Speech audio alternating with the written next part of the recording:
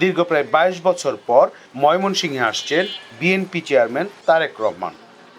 আগামীকাল ঐতিহাসিক circuit house মাঠে যোগ দেবেন বিএনপির জনসভায়। তারেক রহমানের আগমন উপলক্ষে বিভাগ জুড়ে চলছে উৎসবের আমেজ, চলছে মঞ্চ তৈরির কাজ। নির্বাচনের আগে এমন জনসভা বিএনপির নেতাকর্মীদেরকে আরও ঐক্যবদ্ধ এবং তারেক রহমানের এই সফর আগামীতে ময়মনসিংহবাসীর উন্নয়নের রূপরেখা বলে মনে করছেন অনেকে। রাজনৈতিক দিক থেকে গুরুত্ব বহন করছে ময়মনসিংহের সার্কিট হাউস ময়দান। দেশের সব দলের শীর্ষ নেতাদের পদচিহ্ন পড়েছে এই মাঠে।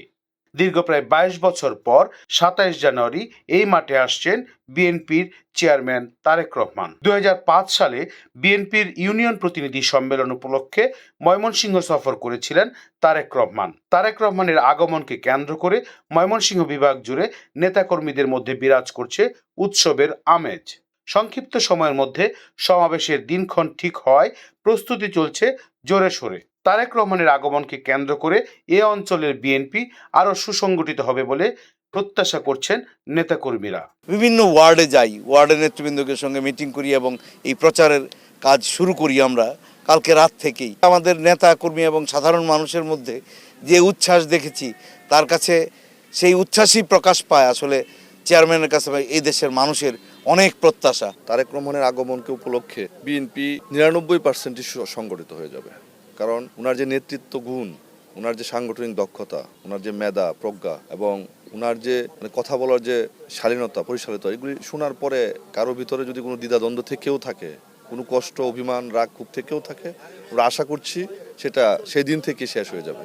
সবাই একত্রিতভাবে এক হয়ে ইনশাআল্লাহ দানের শীষের পক্ষে সবাই কাজ করা শুরু করে দেবে। আমরা তো ১৭ বছর যাবতীয় প্রস্তুত তারেক রহমানকে বরণ করার জন্য। আমরা মনে করি যদিও সময় অঙ্কের অর্থে 2 দিন, আমরা মনে করি যে আমাদের সবাই আনন্দের সহিত এই 2 দিন তাদের আন্তরিকতার সাথে দায়িত্ব পালন করছে।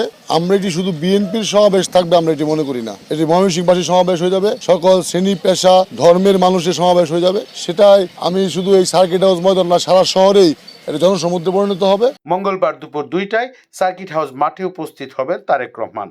ময়মনসিংহ বিভাগের প্রতিটি আসনের প্রার্থী ও জনগণের কথা শুনবেন তিনি। ২৭ তারিখ এই ঐতিহাসিক সার্কিট হাউস ময়দানে আসবেন। উনি সরাসরি মানুষের কাছ থেকে এই অনুন্নত ময়মনসিংহের শুধু সদরেই নয়, এই বিভাগীয় শহর সহ অন্যান্য আসনেরও উনি সমস্যার কথা শুনবেন।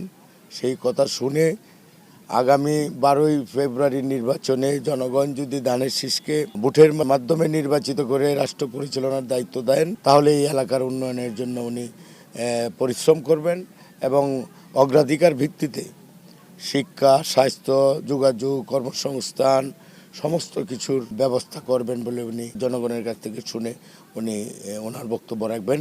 বিভাগীয় পর্যায়ের আমাদের 24টি আসনের সমস্ত আসনের প্রার্থীরা তাদের গণমানুষকে নিয়ে এই সার্কিট হাউসে আসবেন এবং ওনার কথা শুনবেন।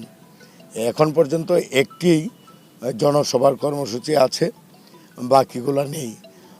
আয়োজনটা অন্যরকম, সেটা হলো নির্বাচন থাকার কারণে আমরা আমাদের ইচ্ছা থাকা সত্ত্বেও আমরা রঙিন করতে পারছি না, ভালোভাবে আমাদের মনের আনন্দে সাজাতে পারছি না। তবে আমরা নির্বাচনের আচরণ বিধি মেনেই আমরা চেষ্টা করছি। ইতিমধ্যেই আমরা আমাদের সকল প্রস্তুতি সম্পন্ন করেছি।